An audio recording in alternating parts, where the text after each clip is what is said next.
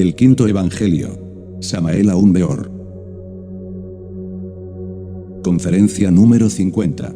El maestro habla sobre la realidad del celibato. Fecha de grabación: 1972. Lugar de grabación: no consta. Contexto: antigua transcripción.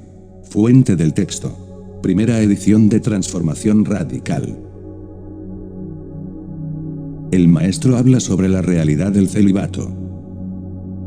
Todos los asistentes a la segunda cámara escuchábamos atentos, y en un profundo y respetuoso silencio, aquel gran jerarca de la venerable logia blanca, que con gran solemnidad nos hablaba con su verbo de fuego los grandes misterios de la vida y de la muerte, así.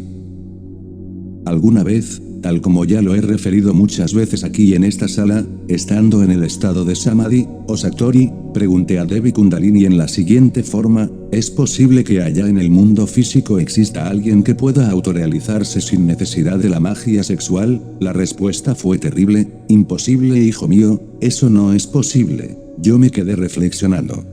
Cuando pensamos en tantos equivocados sinceros que abundan en el mundo, y que creen que es mediante el celibato como pueden llegar a la autorrealización íntima del ser, no puede uno menos que sentir verdadera compasión por la humanidad.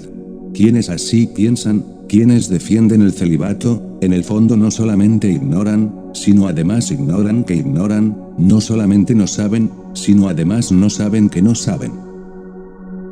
Si esos tuvieran completamente despierto el sentido espacial, podrían verificar por sí mismos directamente la cruda realidad del animal intelectual.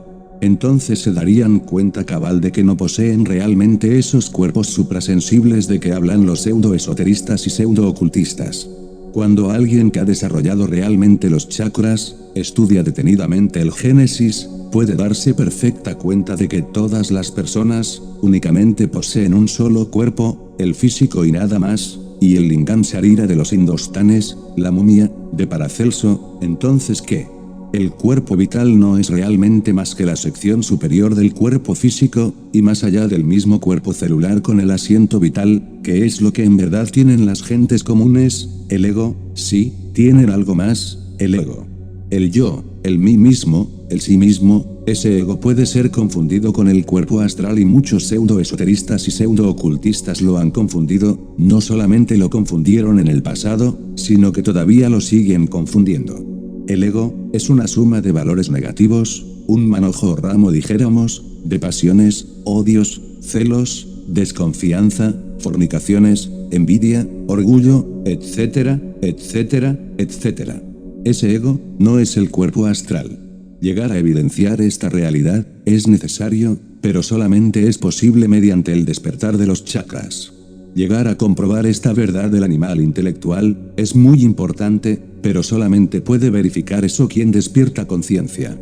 El inconsciente, el dormido, jamás podría verificar esta verdad.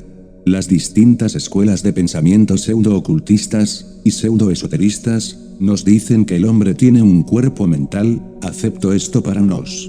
Pero no podría aceptarlo para el animal intelectual, equivocadamente llamado hombre. Repito, el bípedo tricerebrado, o el homúnculo racional para ser más claro, no tiene cuerpo mental, no tiene mente, tiene mentes, que es cosa muy diferente. Explico: el ego es una suma de agregados psíquicos o de entidades perniciosas, que personifican a nuestros errores. Es obvio que cada una de esas partículas diabólicas posee una mente propia. Hablando en otros términos diré, el ego es una suma de yoes, no es un yo, sino muchos yoes, dentro de cada individuo. Esto poco lo pueden entender algunos, y sin embargo tenemos que entenderlo todos. El yo de la ira, el yo de la fornicación, el yo del odio, el yo de la violencia, etcétera, etcétera, etcétera, son diversos yoes. A simple vista no se ven, con el sentido espacial sí se ven. Quien tenga el sentido espacial podrá verificar lo que yo estoy diciendo. Ese conjunto de yoes es muy variable, y constituye el ego. Que cada uno de esos yoes tenga mente propia, es verdad. Son pues muchas las veces, que cuando estamos llenos de odio vemos negro todo cuanto nos rodea, cuando estamos llenos de envidia, todo lo vemos verde, nos disgusta el triunfo de los demás, etc. Cuando tenemos proyectos en la mente, parece que somos genios, así lo sentimos y cada yo que controla a los centros capitales de la máquina orgánica, se siente el amo, el señor, el único.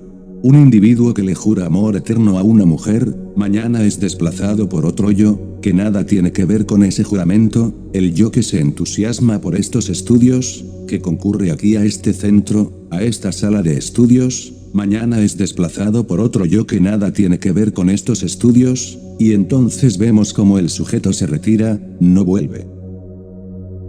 Así pues, somos máquinas manejadas por muchas entidades perversas, no somos individuos, no nos hemos individualizado todavía, nos encontramos en un estado lamentable, pero nos creemos dioses. Debemos reflexionar en esto profundamente.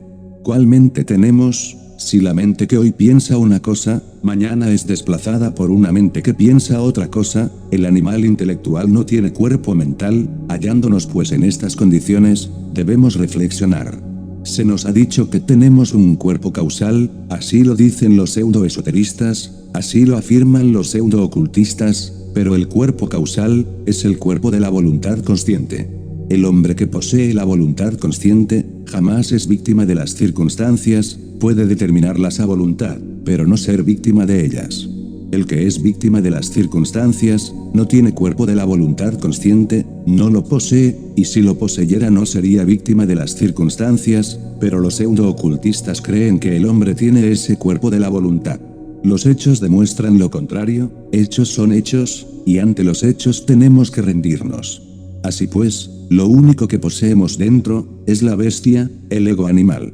Hay algo más decente que tenemos, eso sí, me refiero a la esencia, es lo más aristocrático que tenemos dentro, pero esa esencia está embotellada entre todo ese conjunto de yoes pendencieros y gritones que controlan a la máquina orgánica. Esta esencia está dormida, condicionada, embotellada, absorbida por todos esos yoes pendencieros y gritones, esta esencia se procesa de acuerdo con su propio condicionamiento, ese es el estado en que nos encontramos mis caros hermanos, y la única panacea que nos dan los ignorantes ilustrados del pseudo-ocultismo y del pseudo-esoterismo barato es el celibato. ¿Creéis vosotros que tal celibato absurdo podría convertirnos en dioses? Ahí tenemos comunidades enteras, no quiero nombrar a ninguna, de religiosos célibes, ¿cuál de ellos se ha autorrealizado? En el animal intelectual equivocadamente llamado hombre, aunque las tres fuerzas puedan manifestarse, realmente solo está en todo su poderío y en toda su plenitud, el santo afirmar. En el animal intelectual llamado mujer, está activa la segunda fuerza, el santo negar.